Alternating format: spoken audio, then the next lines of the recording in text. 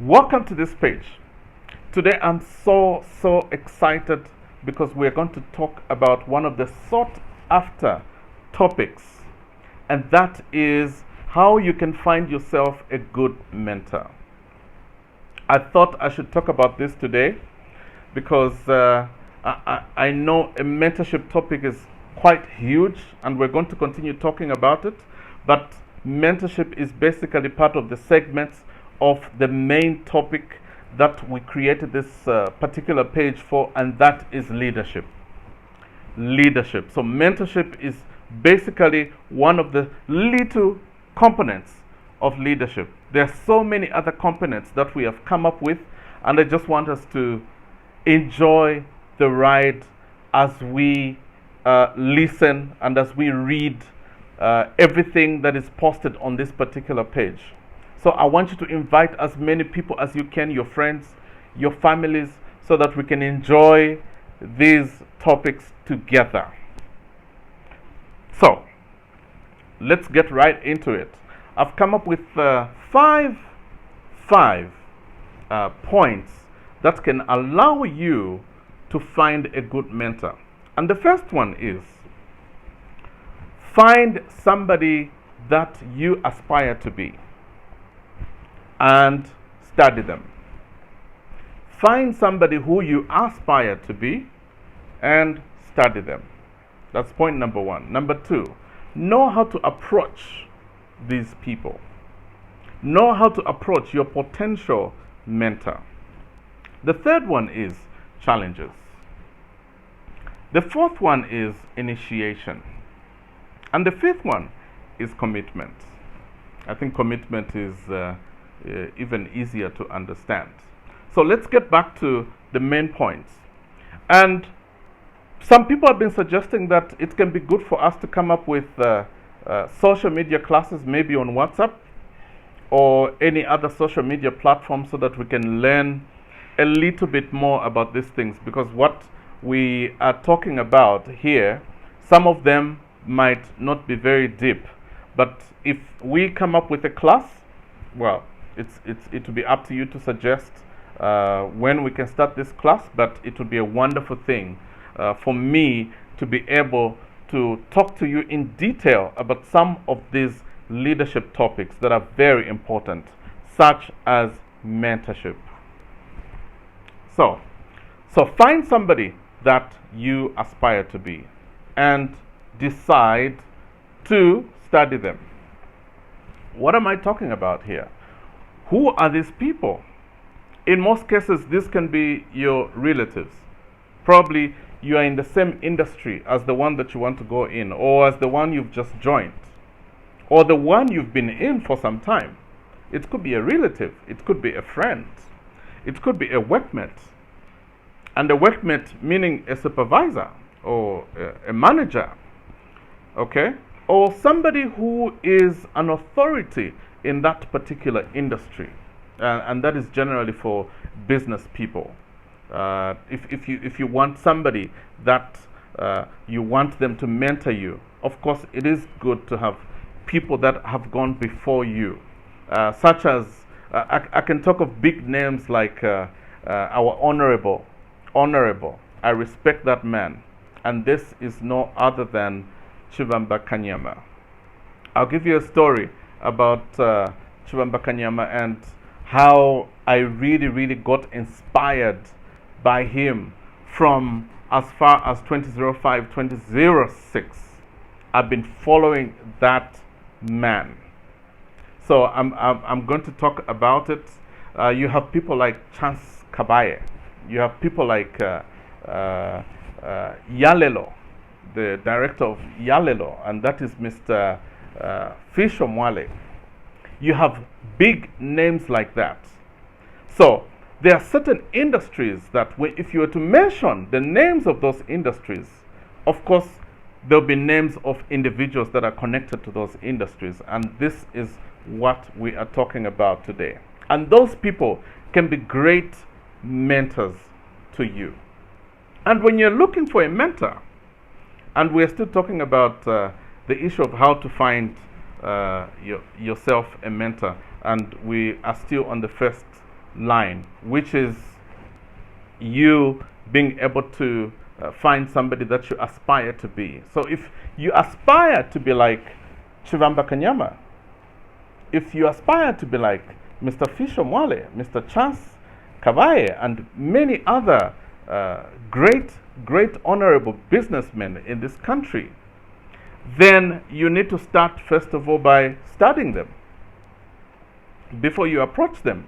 Know who these people are, know their skill sets, know their personality, know their traits, know what they like, know what they don't like, know their strengths, know their weaknesses.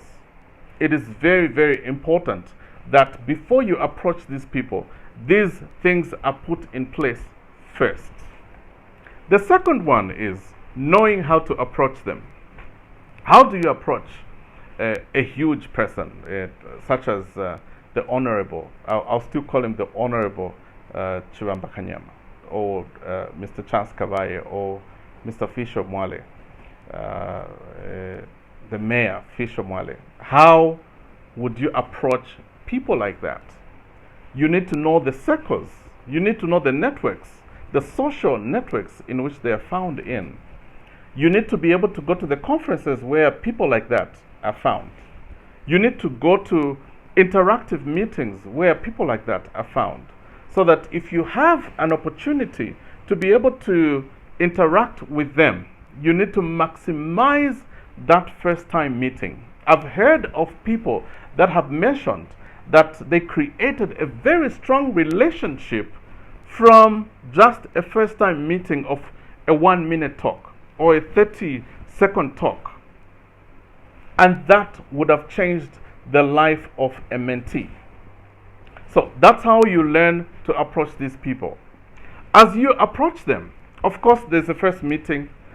You can even reach as far as a third meeting before you finally pop the big question. Because mentorship is all about relationship. Let me emphasize that. Mentorship is all about relationship. If you do not want a relationship with your mentor, there's no way that you can have a mentor in your life. You need to have a relationship with them. You need to be able to click. You need to be able to have a chemistry. A chemistry is very important between the mentor and the mentee. All right, so I'll leave it there for now. I'll go to the third one, which is challenge. What are we talking about when we say challenge? Challenge. When you find yourself in a situation where, especially for those potential or mentors that can easily just talk to you about certain things or certain weaknesses that you might have, or point out certain things, if you're a person that easily gets offended at being pointed out on certain issues, then you might not be the right person. You might not be the right mentee. Because there's always a time in your relationship between the mentor and the mentee that the mentor will sometimes point out your weaknesses. And when he points out your weaknesses, you should be able to embrace that particular point out. Because I know there are so many people right now that have been in situations where if somebody points out your weakness, you want to start arguing and you want to start defending yourself. It's not necessary when it comes to a mentor. It's just trying to help you and improve your life for the better. So it is very important that when you face that particular kind of a challenge, you do not chicken out of your mentorship relationship with your mentor. The fifth one, or let me say the fourth one actually, is initiation. You don't need to wait for the mentor to communicate with you all the time once you enter into that relationship. You definitely need to find yourself communicating. Let the mentor be able to see that you're a serious person, that you are proactive about your relationship, and that you want that relationship to work for you to be able to succeed. There are so many mentors out there, I tell you, that want to transfer information to people they feel are serious. So, initiating contact is one of those things that you need to have as a mentee for your mentor to be able to be encouraged. You need to be organized enough. Make sure you have good questions for the mentor, for them to be able to see how serious you are. The last one is commitment. I like this one because with commitment, it is very difficult for any mentor-mentee relationship to stand if you do not remain committed. There are so many ways in which a mentor will be able to check you. So, for example, a mentor will be able to give you an assignment to do something for him. And if you decide to not take that seriously, generally what happens is the mentor will then realize that you're actually not a serious person. And your relationship at that juncture would have died with your mentor. And these things can be simple things such as an appointment. You decide to meet at 14 hours and you come at 14:20, 20 minutes after. And the mentor would have been there waiting for you. That is a disaster. That is the beginning of the end of that mentee-mentor relationship. So these are the 5 things that I wanted to talk about today. I hope you've learned something from this. But I'll also tell you this, that there's been other people that have been asking questions such as, now, am I supposed to pay the mentor? No. Paying a mentor, the mentor-mentee relationship reduces in value because it will only have value only up to what you've paid for.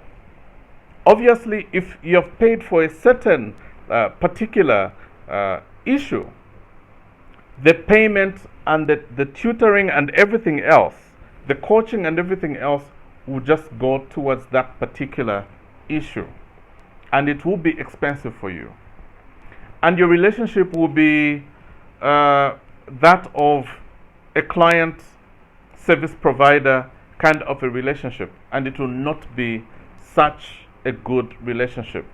The best relationship is where you create a chemistry between you, the mentee, and the mentor. You create a chemistry. You create a relationship. You create a relationship where you can interact at any point. You create a relationship where you can communicate anything at any point in your lives. So, I really wanted to emphasize, especially on the last points, because I think it's important that when you start paying a mentor will eventually become a coach. And somebody who is a coach may not really have your best interest at heart, but a mentor will always have your best interest at heart because they want to share knowledge with you. They're already there. So, if they're already there and if there's no one who's coming to them to get that information, they'll die with that information. So, it is very vital that you, as a mentee, follow the mentor and be able to create a relationship that will allow for the mentor and the mentee to have an exchange of that information. By the way, I'll tell you something. It is possible for the mentor to also learn something from the mentee. If I look at a relationship of a mentor, when you look at people who are in different age groups, such as if the mentor is 50-year-old and the mentee is 20-year-old, there are a lot of things that the mentor is going to learn from the mentee, and vice versa, because there are certain perspectives at the age of 20. The mentee will be looking at them differently compared to the person who is the mentor and is at 50 years old. So there'll be a lot of exchange of information. But I'll tell you something. Obviously, the mentor will be giving more in the relationship, but that is for the sake of helping the next generation to be able to become better managers, the next generation to be able to become better business people.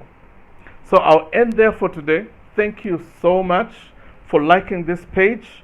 We are going to continue discussing more. Make as many comments as you can. Thank you so much and do take care. Have a good day.